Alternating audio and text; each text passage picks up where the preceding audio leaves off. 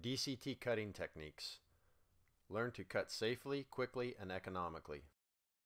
When using a new diamond chain, you can increase the cutting speed by opening up the diamonds. Make a few cuts in an abrasive material such as a cinder block.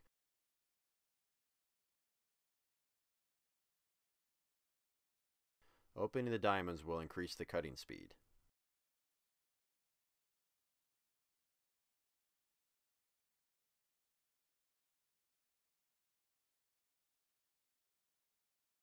The diamond chain should be tight, but easily pulled around the guide bar by hand.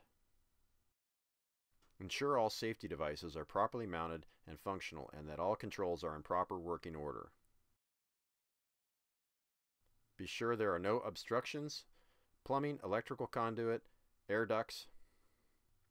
Always wear protective clothing including hard hat, eye protection, hearing protection, non-slip safety boots, gloves, and avoid wearing loose-fitting clothing.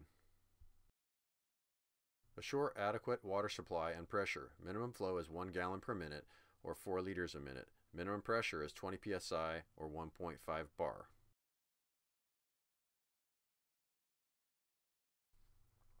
Outline the cut with a permanent marker for a visual cutting guide. Avoid pinching the guide bar and diamond chain.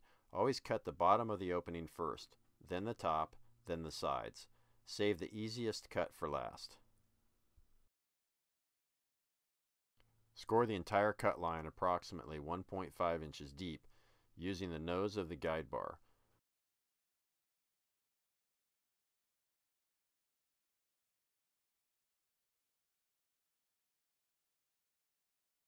This marks the cut for straighter cutting.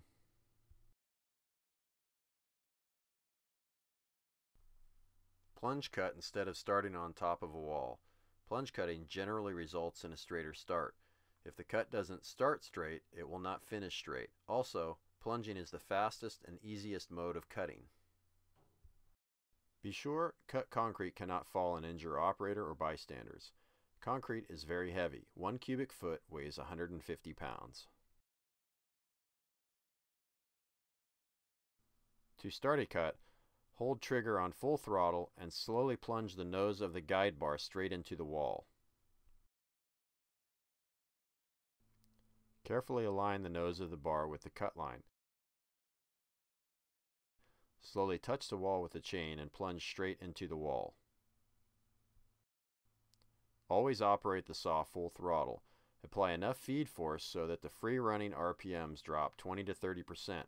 If too much force is applied, the saw will lug or stall. The diamond chain will not have enough speed to cut effectively.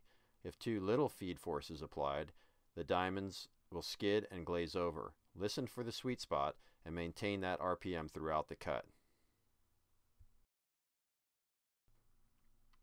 When cutting rebar, slowly rock the saw so that you're always cutting concrete as well as the steel.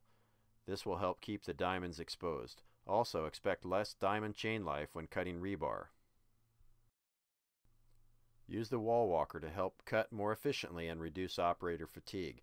The wall walker is a fulcrum that converts inward force to downward force and will develop a 4-to-1 mechanical advantage. To use correctly, plunge into the wall and simply engage the point of the wall walker into the cut and push straight in.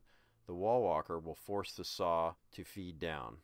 Apply upward force on the trigger handle to keep the wall walker engaged properly. Otherwise, the wall walker pick will skid, which will reduce the effectiveness. As the saw begins to rotate up, feed forces develop down the line of the intended cut. Once the saw is fully rotated upwards, pull the saw out of the cut a few inches and re-engage the wall walker to the wall and repeat. Expect more diamond chain stretch and guide bar wear when making nose-buried cuts for extended periods of time, as the diamond chain does not have a chance to throw the slurry away from the nose of the bar.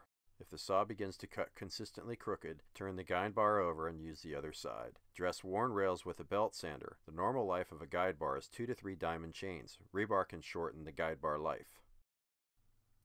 Thank you for taking the time to learn more about ICS. If you have further questions or require additional information, please visit our website at icsbestway.com.